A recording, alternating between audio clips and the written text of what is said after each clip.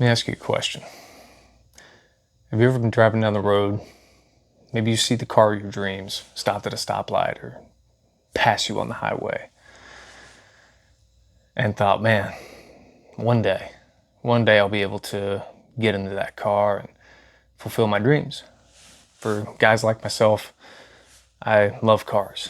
But what if I told you that some of those people in those cars are in no position to be driving them? Let me explain. So for a lot of us, when we go dream about cars, we think less and less about utility and more these days about creature comforts. Things like remote start, heated seats, Android Auto, collision avoidance, which arguably are incredible features and advanced safety. However, the price of entry has become so steep that for the average person, it doesn't really make a lot of sense. On the flip side, cars like that have never been more attainable. And let me explain that as well. So there are financial tools that you can use to obtain vehicles that arguably you cannot afford. And I know that sounds hard to hear, but hear me out. As we look in the past of car loans barely existing at all and going from 12-month terms to now, you can get 96-month terms on domestic vehicles. And what does that mean for consumers? Well, it's a double-edged sword. On one side, you get more car. You can afford more because your monthly obligation is significantly less because the price of that car is spread out over a longer period.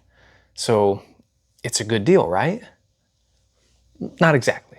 So let me paint this in two scenarios.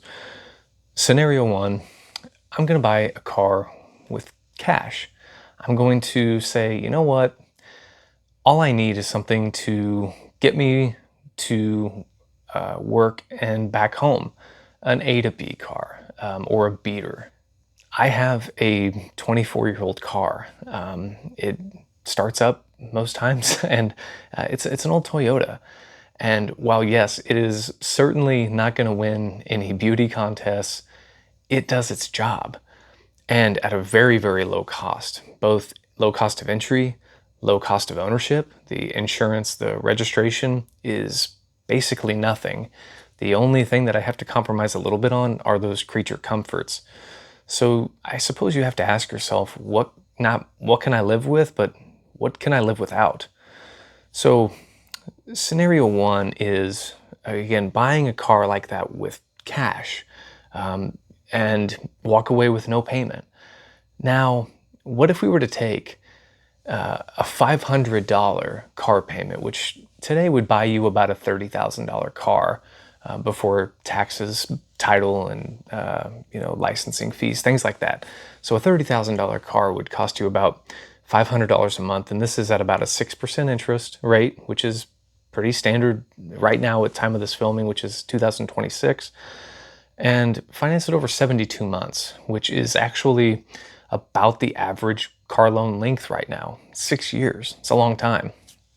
So if I were to take that $500 per month and I were to invest it, okay, the S&P 500 is averaging about a 10% return, and that's being pretty conservative, and that's annually. So if I were to take that $500, that same $500 that I would be putting towards a vehicle and investing it into a vehicle that generates me money, which is the market, at the end of 6 years, I would have about $43,000.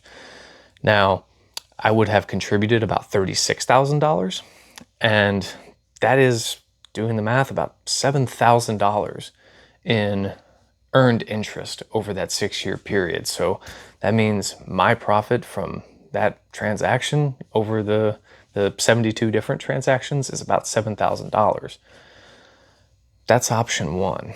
Option two is I go buy that $30,000 car. I decide to myself, I deserve it. I have driven a crappy car for a long time. Maybe I just graduated college and I deserve that. Maybe I'm entitled to that. And I go out and I buy a $30,000 car. I put no money down. 6% interest rate over 72 months. Well, in scenario 2, I am going to make that same $500 a month contribution over the same 72-month period. However, at the end of it, I will have paid the bank $5,800, a little bit more than that actually. So when all is said and done, there's a $13,000 swing between paying in $5,800 and earning $6,900. Now, there's a hidden factor here. Vehicles depreciate, they go down in value. So not only have I paid the bank $5,800, but the price of my vehicle after that 6 years is going to be roughly 30 to 40% of what I initially paid. So that $30,000 car is going to be worth about 12 on average after that 6-year period. Now, I understand there are exceptions. There are, Toyotas depreciate a little less heavily, Lexus depreciate a little less heavily, but you're not getting an Lexus for 30 grand, at least brand new. And you're not getting a Toyota brand new for 30 grand anymore either. So this is a very conservative example. However, it illustrates the imperative understanding that needs to take place when shopping for a vehicle. So always remember, when you're considering something, you have to look at the entire picture, not where do I stand today. You start with the end in mind. After 6 years, what is this really going to cost me? Because that car loan, $500 a month over 72 months at 6% interest, is going to cost you $25,000. Remember, $30,000, 30 to 40% residual at the end of that 6-year term. So $13,000 conservatively. So we've lost $17,000 there, plus the $5,830. So $6,000, we'll just round up, okay? So $23,000, that's what that car's gonna cost you over those 6 years. And again, if I buy a cheap car, invest that same $500 over that 6-year period, I'm gonna make $7,000. So ask yourself, would I rather spend that 30 grand or would I rather make 7? To me, the choice is simple. And when people ask me, they say, hey guy, what's the smart move here? Well, I'm so glad that you asked a guy. See you in the next one.